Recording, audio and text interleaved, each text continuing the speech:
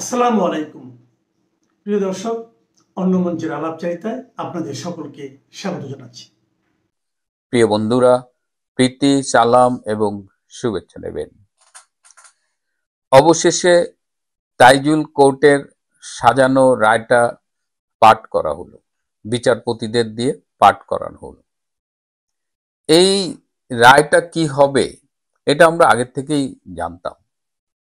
তারপরেও আজকে সকালে একজন আমাকে ফেসবুকে বললেন যে ভাই, প্রথমে এই শেখ হাসিনাকে যাবজ্জীবন দেওয়া হবে এবং এই যাবজ্জীবন কারাদণ্ডের প্রতিবাদে জামাত, শিবির এরা শাহবাগে একটা আন্দোলন গড়ে তুলবে এবং তখন পরবর্তীতে এটা কনভার্ট করা হবে মৃত্যুদণ্ডে।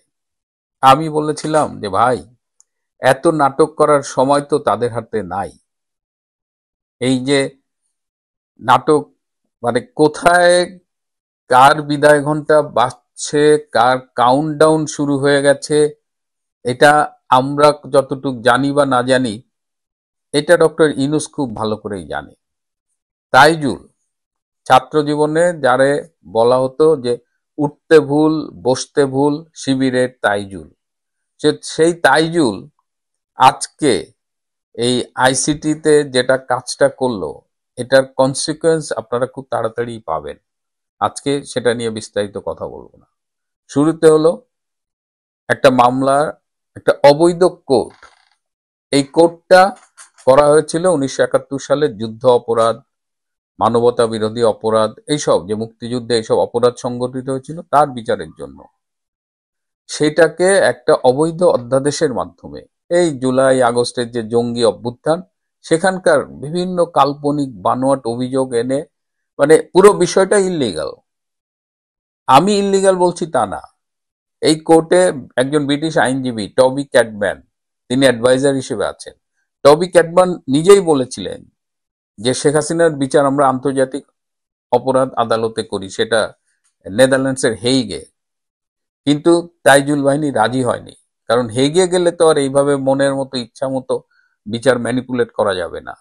তাইজুল বাহিনী সমস্ত আইনের প্রতি বৃদ্ধাঙ্গুলি দেখিয়ে এই আইসিটিতে অবৈধভাবে এই মামলাটার বিচার করেছে। এই মামলার এতগুলো অসঙ্গতি, প্রথমত তো এই কোর্ট অবৈধ, দে হ্যাভ নো রাইটস। এই অপরাধ যারা যেগুলো দাবি করছে এটা বিচার করার জন্য এই আদালতটা অ্যাপ্রোপ্রিয়েট আদালত না, তারা নর্মাল আদালতে যাইতো।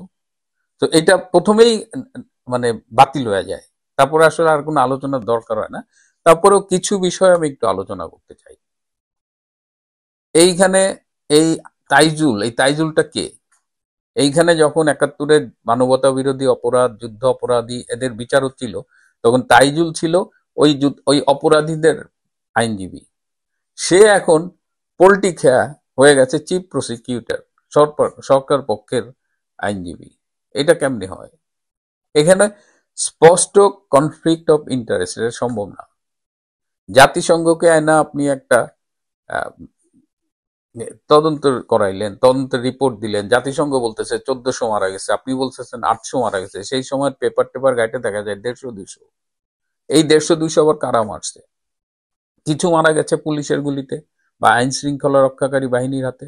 কেন আইন শৃঙ্খলা বাহিনী রক্ষাকারী বাহিনী গুলি করেছিল? বিকজ জাতীয় স্থাপনা, কেপিআই, জাতীয় গুরুত্বপূর্ণ স্থাপনাগুলো ধ্বংস করছিল, তখন পুলিশ বাধ্য হয়ে গুলি করেছে। এবং পুলিশ যে গুলি করেছে এই সবগুলো কিন্তু ডকুমেন্টেড এবং আইন মেনে করা হয়েছে। পুলিশ যে আইন মেনে গুলি করেছে এটা আমি বলছি না, এটা কে বলছে? এটা জাতিসংঘের যে তদন্ত, এই হিউম্যান রাইটস কমিশনের যে তদন্ত রিপোর্ট, সেখানে কিন্তু এই যে অনুচ্ছেদ 98, 99, 111, 300, 314-তে এই ধরনের পুলিশি অ্যাকশনকে বৈধতার কথা বলা হয়েছে। তাহলে এবার বলেন যে এইখানে যতগুলো ডেড বডি পড়েছে সব কি পুলিশের গুলিতে? তাহলে ব্রিগেডিয়ার সাখাওয়াত, তখন তিনি স্বরাষ্ট্র উপদেষ্টা ছিলেন, তিনি যে সিএমএইচে আহত আনসারদের দেখতে গিয়ে বললেন যে 7.62 বোরের যে গুলিটা, সেই গুলি নাকি পুলিশের কাছে, সেই অস্ত্র পুলিশের কাছে থাকে না। তাহলে এই স্পেশাল রাইফেল, এই স্নাইপার রাইফেল কারা ব্যবহার করেছিল? শুভ আফ্রিদি নামে একজন আর্মি থেকে বরখাস্তকৃত, তিনি ফেসবুকে স্ট্যাটাস দিয়ে বলেছেন যে তিনি এই আন্দোলনে স্নাইপার রাইফেল নিয়ে ছিলেন, তিনিও গুলি করেছেন। এই যে মুগ্ধ মারা গেছে, মুগ্ধর বাবা বলেছেন যে মুগ্ধ পুলিশের গুলিতে মারা যায়নি। এই যে রংপুরের আবু সাইদ মারা গেছে, আবু সাইদের বুকে রাবার বুলেট লেগেছে, তার পোস্টমর্টেম 5 বার চেঞ্জ করা হয়েছে, সেখানে দেখা যাচ্ছে যে মাথার পেছনে ক্ষত। এই মাথার পেছনে ক্ষতটা কোত্থেকে আসছে? কেন আবু সাইদকে ঘটনাস্থল থেকে আহত হওয়ার পরে কোথাও নিয়ে যে তাকে 4.5-5 ঘন্টা পরে রংপুর মেডিকেল আনা হলো? কেন সেইখানে ক্যামেরা ফিট করা ছিল? এবং ক্যামেরাগুলোর অবস্থান দেখবেন যে বিভিন্ন ইনসিডেন্টে ক্যামেরাগুলো অনেক সময় দেখা যাচ্ছে যে আহ, বন্দুক দেখাচ্ছে, ক্যামেরা ফিট করে আছে বন্দুকের দিকে, কিন্তু ওই গুলিটা কোথায় গেছে এইটা আর ক্যামেরা দেখাচ্ছে না। ওই গুলিটা কি মানুষের গায়ে লেগেছে, নাকি কনক্রিটে লেগেছে, না মানুষের পায়ে লেগেছে? সো পুরোটা যে মেটিকুলাসলি ডিজাইন একটা প্ল্যান ছিল, কনস্পিরেসি ছিল, যেটা ডক্টর ইউনূস বলেছে, সেটা কিন্তু খুব স্পষ্টভাবে এই পুরো বিষয়টাকে আমরা দেখতে পাই। আরো অনেক অনেক ফার্স এখানে একজন আইনজীবী দিছে, রাষ্ট্রপক্ষ থেকে শেখ হাসিনাকে ডিফেন্ড করার জন্য একজন আইনজীবী দিছে, মোহাম্মদ আমির হোসেন। ক্যামেরা অন ছিল, তিনি বিচারপতিদের সাথে কথা বলছেন, তিনি হাসতেছেন। হলো বিচারপতি, চিফ প্রসিকিউটর, এমনকি আসামি পক্ষের আইনজীবীটাও এই নাটকে স্ক্রিপ্ট পাঠ করে গেছে। আমি তো ডাক্তার, আমি একটা জিনিস খুব কানে লেগেছে, যেমন বলছে শেখ হাসিনা নাকি জুলাইয়ের সেই জঙ্গি অভ্যুত্থানে আহতদের নাকি চিকিৎসা বাধাগ্রস্ত করেছিলেন। তিনি নাকি বলেছিলেন যে নো ট্রিটমেন্ট নো রিলিজ, কাউকে কোনো চিকিৎসা দেওয়া যাবে না, কাউকে এভাবে ফালায় রাখবা, রিলিজ করা যাবে না। তাহলে কি দেখলাম? মানে মিথ্যাচার যে কতভাবে হয়েছে এটা আসলে, এটা আপনারাও জানেন, আমরাও জানি, এটা নিয়ে অনেক বেশি কথা বলার কিছু নাই।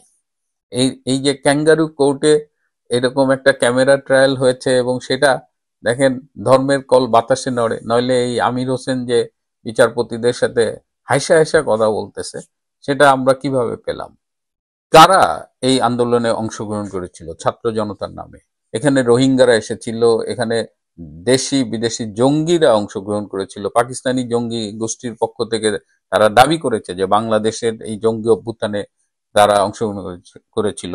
এই যে মোহাম্মদপুরের বিহারীপট্টির থেকে বিহারীরা এসেছিল। তো এটা তো ছাত্র জনতার আন্দোলন ছিল না? 5টা অভিযোগে শেখ হাসিনার বিরুদ্ধে বিচার করে এই রায় দেওয়া হলো, সাথে আমাদের স্বরাষ্ট্রমন্ত্রী আসাদুজ্জামান কামালকেও মৃত্যুদণ্ড দেওয়া হয়েছে। এবং কদিন আগেই চিফ প্রসিকিউটর তাজুল বলছে যে আমার উপরে প্রেসার করে লাভ নেই, আমি চেষ্টা করছি যত দ্রুত এই বিচার করা যায়।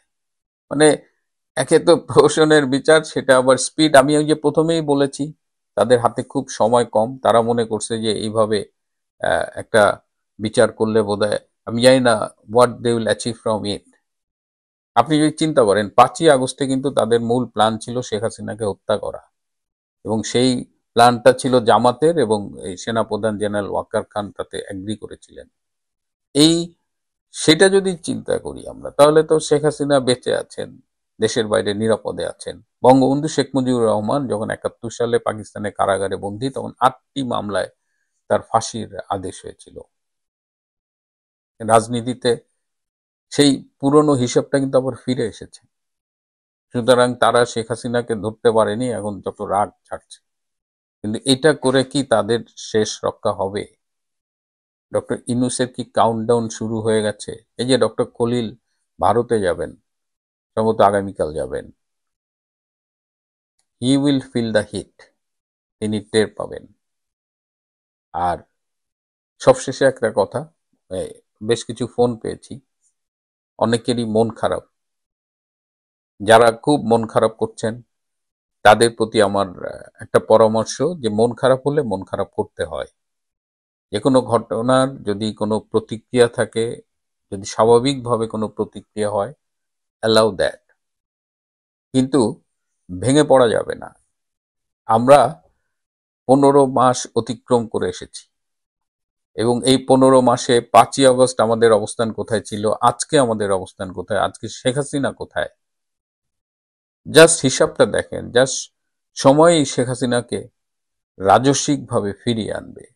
সো আমরা তো ক্রমশ শত্রুর মুখে ছাই দিয়ে এগিয়ে যাচ্ছি। তারা আজকে 32 ভাঙার চেষ্টা করেছে, ব্যর্থ হয়েছে। 32 তো আসলে কিছু নাই, বেসিক্যালি গুড়িয়েই তো দিয়েছে, তাও তারা ব্যর্থ হয়েছে। এই কোর্টের একটা রায় দিয়ে তারা সাময়িক উল্লাস করবে, তারা তাদের অক্ষমতাগুলো ঢেকে তারা এই উল্লাসের মধ্য দিয়ে একটা মনস্তাত্ত্বিক চাপ আপনাদের উপরে প্রয়োগ করার চেষ্টা করবে। কিন্তু রাজনীতি, আমি আমি কিন্তু ব্যক্তিগতভাবে এই রাজনীতির এই প্রক্রিয়ার মধ্য দিয়ে গিয়ে অনেকদিন পরে মনে হচ্ছে যে আসলেই রাজনীতি করছি। তো রাজনীতিতে দুঃসময় আসে, কিন্তু এটাই শেষ না। শেখ হাসিনা অত্যন্ত শক্ত আছেন, তিনি জানতেন এই রায়টা তার কি হবে, কিন্তু তিনি ভেঙে পড়েননি। তিনি ক্রমাগত কথা বলেছেন, তিনি বিশ্বের সামনে আজকাল কথা বলছেন, এবং এই যে সাজানো মামলা, এই যে ক্যাঙ্গারু কোর্টের রায়, এগুলো কোনো কিছুই থাকবে না। তাহলে এগুলো থাকবে না যে বলি কিসের ভিত্তিতে বলি?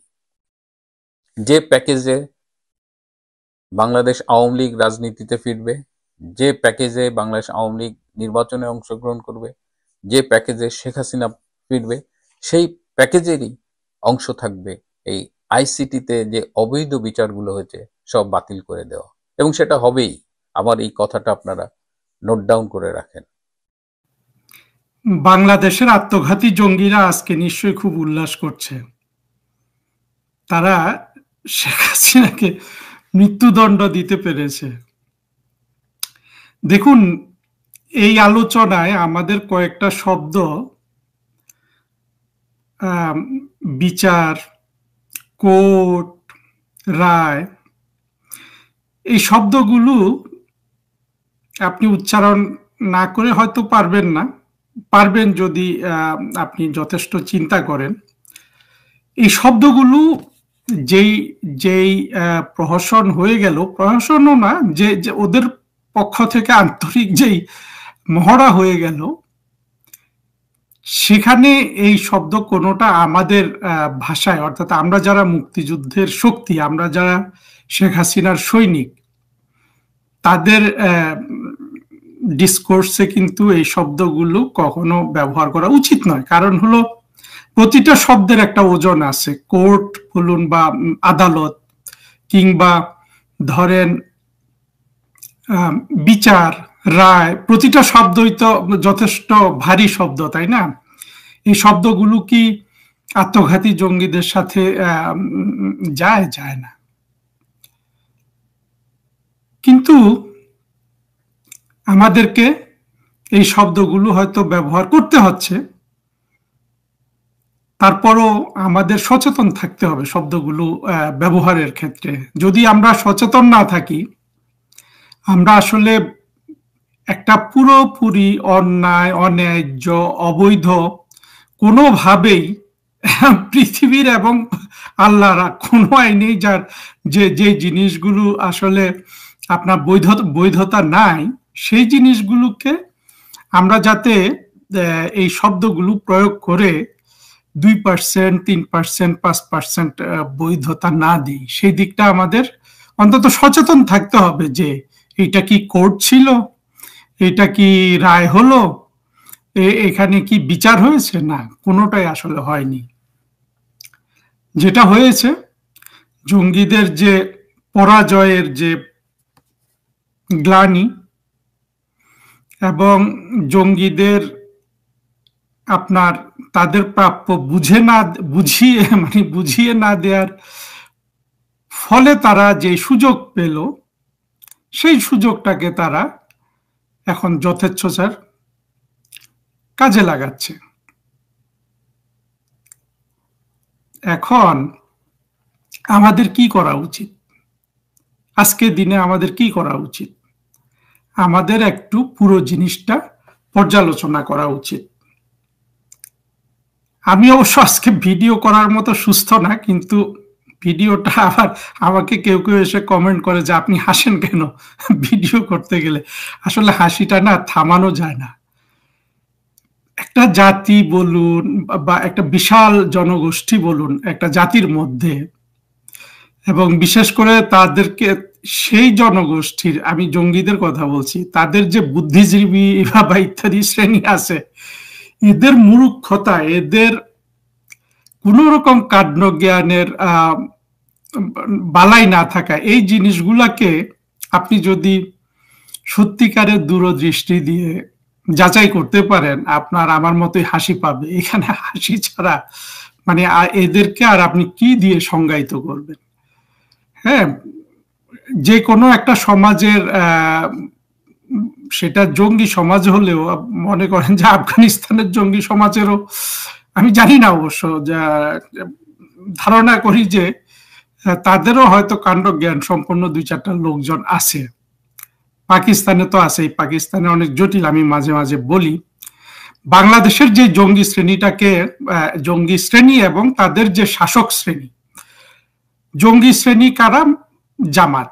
আর তাদের শাসক শ্রেণী কারা? তাদের শাসক শ্রেণী লোকগুলা হলো ইউনুস, আবু সাইদ, কি আব্দুল্লাহ আবু সাইদ, দেবপ্রিয় ভট্টাচার্য, মাহফুজানা, মতিউর রহমান, তুষার নামে একজন তরুণ, মনে করেন যে তরুণ আব্দুল তুষার, এইভাবে আবার জয় মামুন, যাদের ছবি দেখলাম আর কি প্রথম আলো, তো এই শ্রেণীটাকে বাংলাদেশের জঙ্গি এবং তাদের শাসক শ্রেণী, অর্থাৎ তাদের যে বুদ্ধিবৃত্তিক, তাদের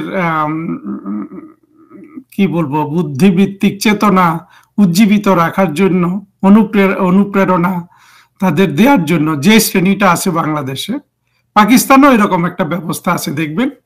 এই যে আমরা যাদের দেখি বিলওয়াল ভুট্টো কিংবা শাহবাজ শরীফ, এরা ধরেন বাংলাদেশের ইউনুস, তারেক রহমান, তারপরে আমতারেকের কথা বলছি না, আমতারেক অবশ্য বেচারা, তারপরে এই যেগুলো আছে সিরাজুল ইসলাম চৌধুরী, বদরুদ্দিন ওমর সদ্য মৃত, এরা হলো পাকিস্তানের শাসক শ্রেণী। আর জঙ্গিরা যারা আছে ফিল্ড লেভেলে, এরা হলো বাংলাদেশের জামাত, হেফাজত, এগুলো। এই শ্রেণীর আপনার কাণ্ড জ্ঞান বলুন, বোধ বুদ্ধি বলুন, এদের ইতিহাস বোধ বলুন, কোনোটাই এরা জীবিত রাখতে পারে নাই, অর্থাৎ কোনোটাই এদের মধ্যে কাজ করে না।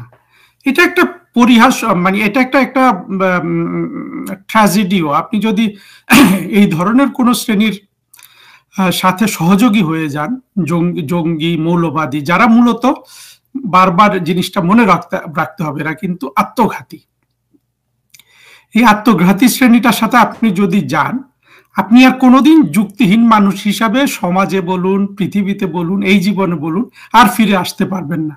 ফিরে আসতে হলে আপনাকে ক্ষমা চাইতে হবে, এবং ক্ষমাটা এইভাবে চাইতে হবে, ক্ষমাটা আমার কাছে বা আমার মানে কারো কাছে চাইতে হবে না, ইনফ্যাক্ট যুক্তির কাছেই চাইতে হবে, যে না, কোনো একটা লোভে পড়ে এদের পেছনে গিয়েছিলাম, আমি তো এটা না, আমি স্বার্থের জন্য গিয়েছিলাম, এইভাবে যদি না বলে, ওটা ফিরে আসা আর যায় না আসলে। সেজন্য মতিউর রহমান বলুন, এই যে মাহফুজানা, যারা আজকে এই জঙ্গিদের সাথী, এরা কেউ আর কখনো ফিরে আসতে পারবে না আসলে। দুর্ভাগ্য না এটা?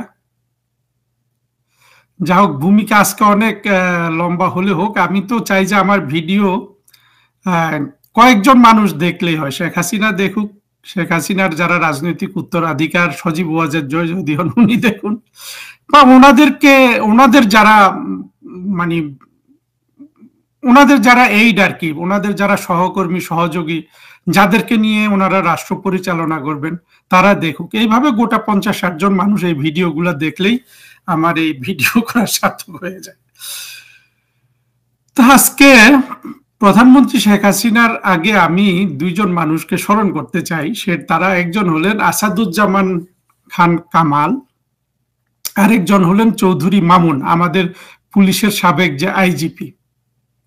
দেখেন, এত বড় আওয়ামী লীগ দলটা, কিন্তু ইতিহাসের নামটা লেখালেন শেখ হাসিনার পাশে কামাল সাহেব।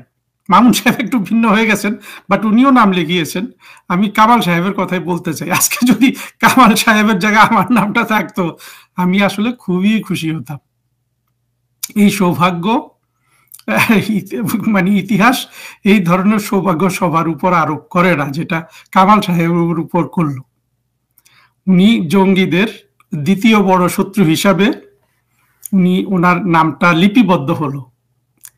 যেই জঙ্গিরা মানবতার শত্রু, যারা যে কোনো একটা সমাজের জন্য আপনার শুধু অনন্ত দুঃখ কষ্টের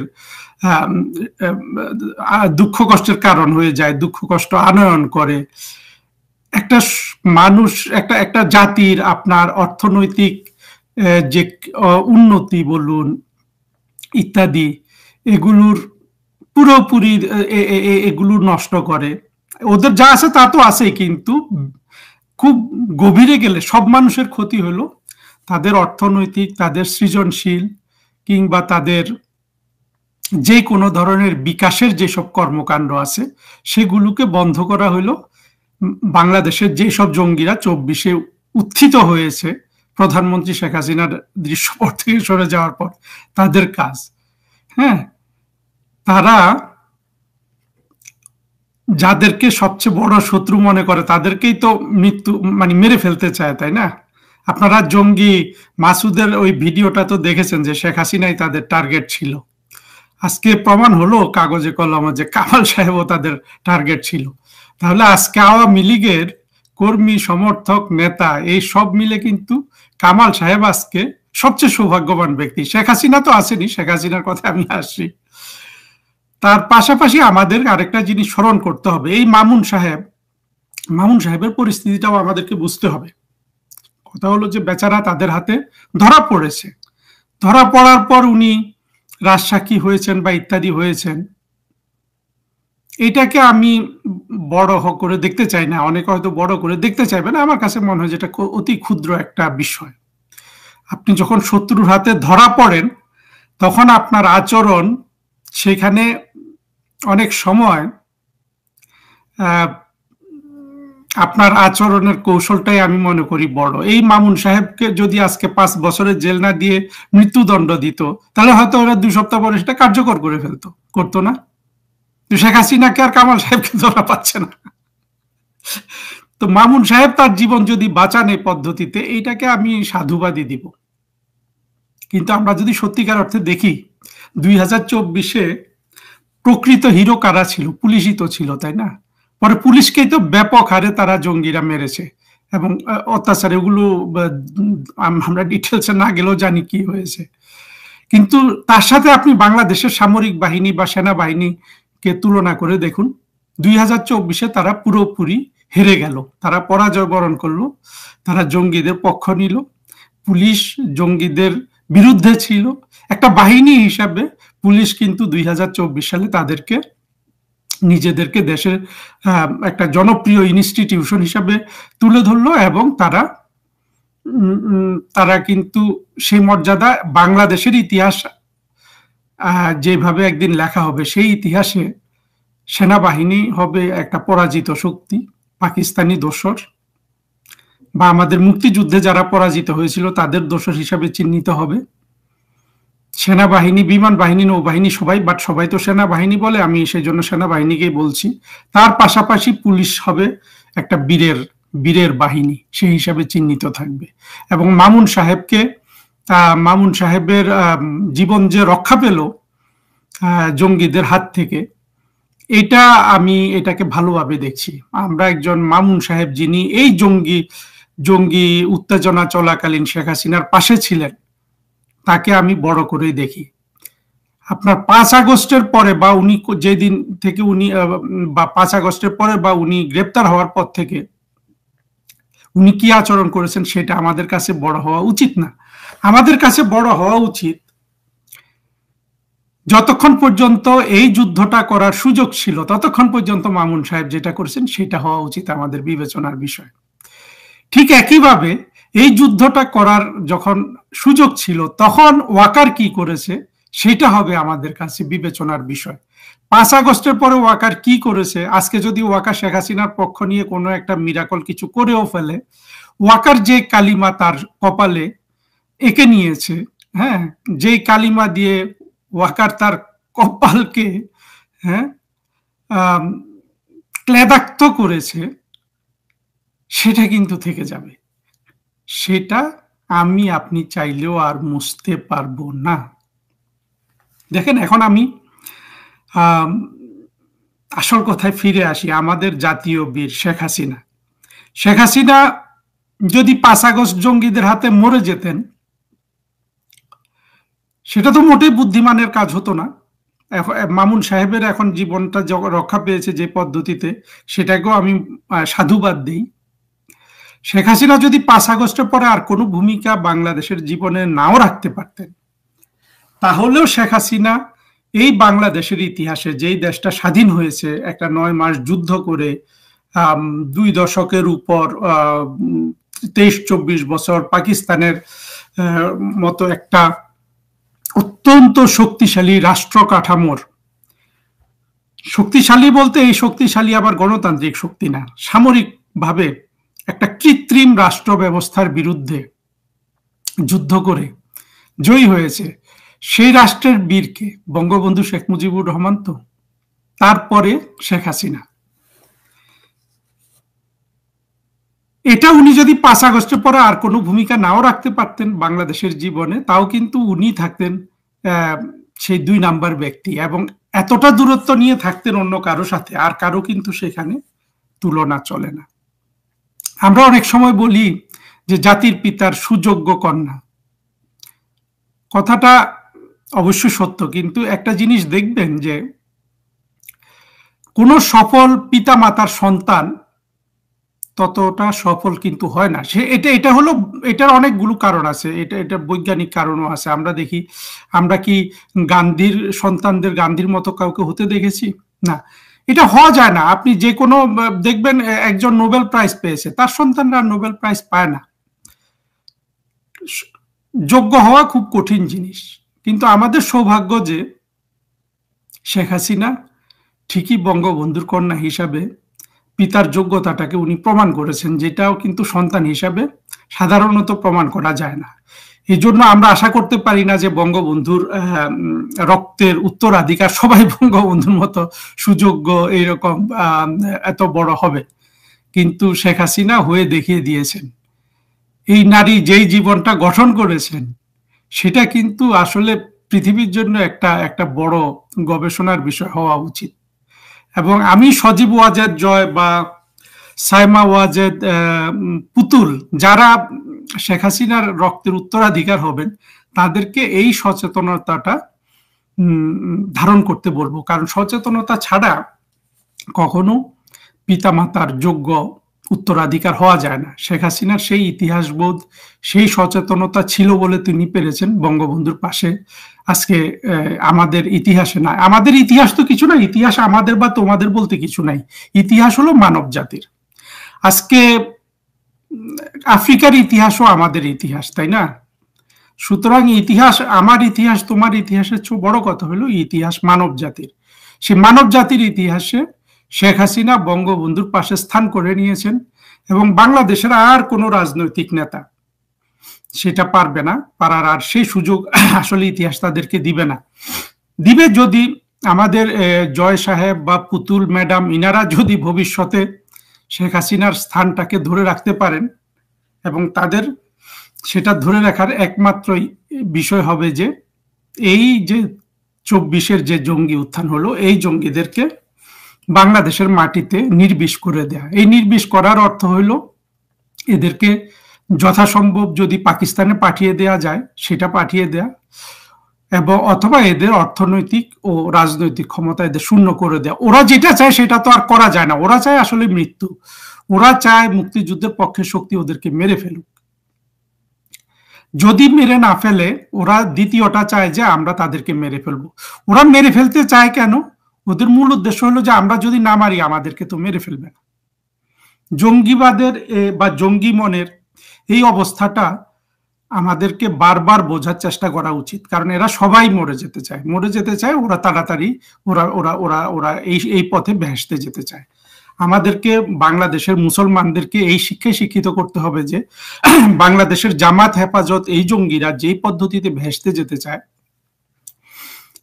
সেই পদ্ধতিতে বাংলাদেশের সাধারণ মানুষ ভেসতে যেতে যাতে না চায়, সেই জন্য মানুষগুলোকে উদ্বুদ্ধ করতে হবে। শেখ হাসিনার কথায় আমরা আর একটু ফিরে আসি। আমি ইতিহাসের পৌরাণিক কাহিনীতে শেখ হাসিনার তুলনা অনেকের সাথে করা যেতে পারে, কিন্তু আধুনিক ইতিহাসে আমরা কার সাথে শেখ হাসিনাকে তুলনা করতে পারি? আমি একটু চিন্তা করে দেখলাম যে খুব বেশি কিন্তু আমরা পাই না। মানে এমন উচ্চতায় একটা মানুষ পৌঁছতে পারে যেই উচ্চতা ইতিহাসও কিন্তু তার কোনো সমতুল্য ব্যক্তিকে আমি খুঁজে পাচ্ছি না। কেন পাচ্ছি না জানেন? বাংলাদেশের একটা ইউনিক সিচুয়েশন। বাংলাদেশের এই ইউনিক সিচুয়েশনটা হয়েছে কি, আপনি ধরেন দক্ষিণ আফ্রিকাতে নেলসন ম্যান্ডেলার সংগ্রামটাকে আপনি চিন্তা করেন। নেলসন ম্যান্ডেলা কাদের বিরুদ্ধে সংগ্রাম করেছে? সাদা মানুষ আর কালো মানুষের সংগ্রাম ছিল, তাই না? সেখানে কি, সেখানে অনেক আপনার বড় বিবাদের ইস্যু ছিল, কিন্তু সেখানে তো এই জিনিসটা ছিল না, তাই না? সাদা মানুষগুলো কালো মানুষগুলোকে মেরে ফেলতে চায়, বা কালো মানুষগুলো সাদা মানুষগুলোকে মেরে ফেলতে চায়, এটা কিন্তু ছিল না। হ্যাঁ, এটা হয়তো 300 বছর আগে ছিল, কিন্তু নেলসন ম্যান্ডেলা যে সময় এই সংগ্রামটা করেছেন সে সময় কিন্তু এই বাস্তবতা ছিল না। এক পক্ষ আর এক পক্ষকে কিন্তু মেরে ফেলতে চায় না। কিন্তু বাংলাদেশের যে জঙ্গি বাহিনী বা আমাদের যে স্বাধীনতা বিরোধী হওয়া তো একটা অপরাধ, কিন্তু কাকতালীয় ভাবে স্বাধীনতা বিরোধীরা হয়ে গেছে বাংলা মানে মৌলবাদ এবং জঙ্গিবাদ, যাদেরকে সারা পৃথিবী ভয় পায়, সারা পৃথিবী যাদের মৃত্যুদণ্ড ঘোষণা করে বসে আছে। এই ধরনের একটা শ্রেণীকে আসলে পরাজিত করা মোটেই কঠিন কিছু না, কিন্তু চিন্তাটাকে আমাদের একটু প্রসারিত করা দরকার। এই যে শ্রেণীটা আমাদের যুদ্ধের, আমরা যাদের সাথে দ্বন্দ্বে লিপ্ত, তারা কি চায়? আমাদেরকে মেরে ফেলবে।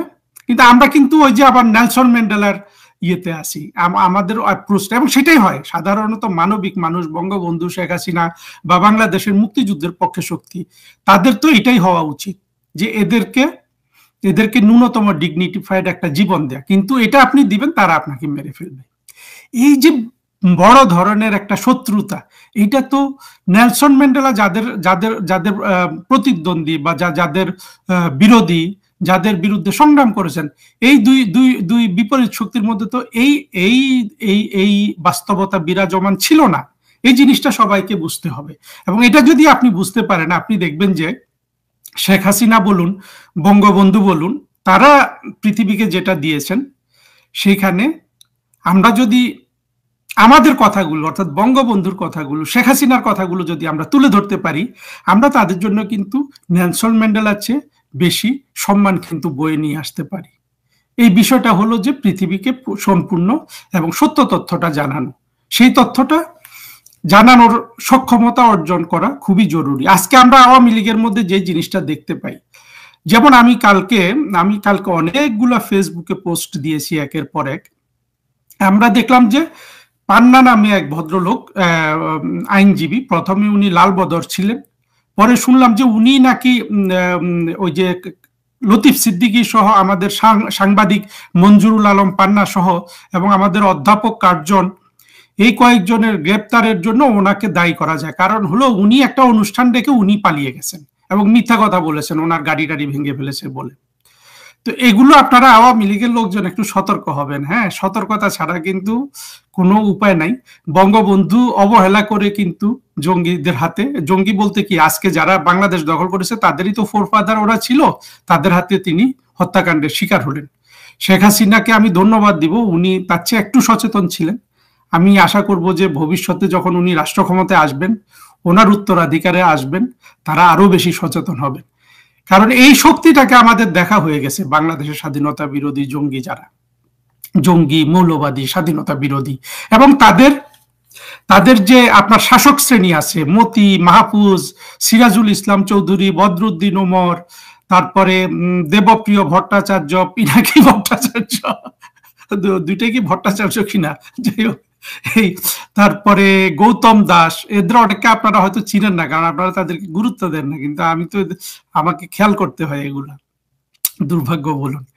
এদের শাসক শ্রেণী এবং এই জঙ্গি শ্রেণী, এদেরকে বাংলাদেশ থেকে আপনার তুলে দিতে হবে, অথবা এদেরকে বাংলাদেশের মানে এদের সোজা কথা, যা কিছু লাগে এদেরকে এদের রাজনৈতিক এবং অর্থনৈতিক ক্ষমতা শূন্য করে দেওয়ার জন্য সেটা আমাদের প্রয়োগ করতে হবে। তবে এই শত্রুটা যেন অনেক, যেহেতু এরা সংখ্যায়ও বেশ ব্যাপক এবং এদের বুদ্ধিশুদ্ধিও আমাদের চেয়ে একটু বেশি মনে হয়, সুতরাং এদেরকে অত্যন্ত প্রজ্ঞার সাথে এদেরকে নির্বিষ করে দিতে হবে। আপনি যদি এখানে প্রজ্ঞায় একটুও যদি আপনি হেরফের করেন, কোনো ধরনের আবেগকে খরচ করেন, হ্যাঁ, তাহলে কিন্তু আপনি এই শক্তির সাথে পারবেন না, কিন্তু প্রজ্ঞা খরচ করলে আপনি পারবেন।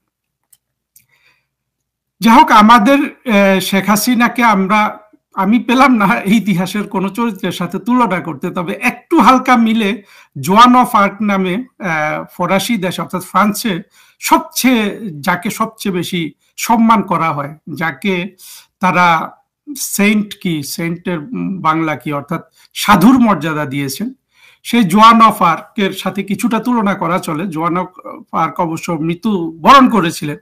সেখানে ব্রিটেন, ইংরেজদের আর ফরাসিদের মধ্যে 100 বছরের যুদ্ধ হয়েছে চতুর্দশ পঞ্চদশ শতাব্দীতে। এই 100 বর্ষের যুদ্ধ, 100 বছর আসলে যুদ্ধটা বোধহয় 120 বা 115 বছরের ছিল। সেই যুদ্ধে একটা 17 বছরের ফরাসি তরুণী, একটা কৃষকের কন্যা, ইংরেজদের বিরুদ্ধে লড়াই করেছেন। এটা অনেক ধরনের আছে, তিনি মানে তাকে নিয়ে আবার একটা বেশ, ওইটাই আরো গুরুত্বপূর্ণ। জর্জ বার্নার্ড শ একটা নাটক লিখেছিলেন সেন্ট জোয়ান, হ্যাঁ এই নামে। সেখানে তার রাজনৈতিক গুরুত্ব এই জর্জ বার্নার্ড শ অনেক কি বলবো যে আবেগহীন ভাবে তুলে ধরেছেন। জোয়ান অফ আর্কের সাথে শেখ হাসিনা, অর্থাৎ জোয়ান অফ আর্ককে বরঞ্চ শেখ হাসিনার সাথে কিছুটা তুলনা করা যেতে পারে। যদি শেখ হাসিনা জঙ্গিদের হাতে মারা যেতেন 5 আগস্ট বা ওই সময়টাতে, তখন হয়তো জোয়ান অফ আর্কের সাথে সিমিলারিটিস অনেক বেশি থাকতো। কিন্তু আমি যেটা ইতিহাসে এইসব না কপচিয়ে বলতে পারি, জোয়ান অফ আর্ক আজকে ফরাসি দেশে যেভাবে মানুষ তাকে শ্রদ্ধা করে, ভক্তি করে, আমাদের বাংলাদেশ যেটা অবধারিতভাবে মুক্তিযুদ্ধের শক্তির বাংলাদেশ, এবং যারা এখানে বিজয়ী হবে, যারা বিজয়ী হয়ে গেছে, এবং জঙ্গিদের পরাজয়ের একটাই মাত্র আস্ফালন আমরা দেখলাম 17 তারিখ, যেদিন নাকি ওরা আবার বাংলাদেশের বন্দর বিদেশিদের হাতে তুলে দেওয়ার চুক্তিও করেছে। এরা সবাই পরাজিত হয়ে গেছে। শেখ হাসিনা আমাদের বাংলাদেশের ইতিহাসে, জোয়ান অফ আর্ক আজকে ফ্রান্সে যেভাবে মানুষের শ্রদ্ধা ভালোবাসা পান, শেখ হাসিনা তার চেয়ে বেশি পাবেন। হ্যাঁ, আর সবচেয়ে ঘৃণিত থাকবে ইউনূস। দেখেন, ইউনূস আর শেখ হাসিনার একটা সামান্য তুলনা করে আমি আজকে ভিডিওটা শেষ করে দিচ্ছি। ইউনূস কি করেছে আপনি দেখেন, এই বাটপার সারা জীবন একটা কৃষকের হাতে, একটা দরিদ্র মানুষের হাতে একটা হাঁস ধরিয়ে দিয়ে, একটা মূলা ধরিয়ে দিয়ে, একটা মাছ ধরিয়ে দিয়ে ছবি তুলে সারা পৃথিবীতে এগুলা বিক্রি করেছে। অর্থাৎ সে এই বাঙালিগুলাকে এক্সপ্লয়েট করে সে বিদেশে চলে গেছে লামিয়াকে নিয়ে, বা তার তো বোঝাই যাচ্ছে এই লোকটা ভোগ এবং লিপ্সা, এই দুটা জিনিসের একটা দৈত্য। ভোগ এবং শোষণ, গরিব মানুষের শোষণ আর ধনী মানুষের সাথে ভোগ বিলাস করা। এই লোকটা গরিব মানুষের হাতে এই মাছ, হাঁস, মুরগি ধরিয়ে দিয়ে ছবি তুলে টাকা পয়সা তুলে নিয়ে সে চলে যেত কোথায়? বিদেশে চলে যেত আনন্দ করতে। আর শেখ হাসিনা কিন্তু সারা পৃথিবী ঘুরে এসে, রাষ্ট্রের কাজ করে এসে ওই হাঁস, মাছ, মুরগি পালন করতেন। এই তুলনাটা আপনারা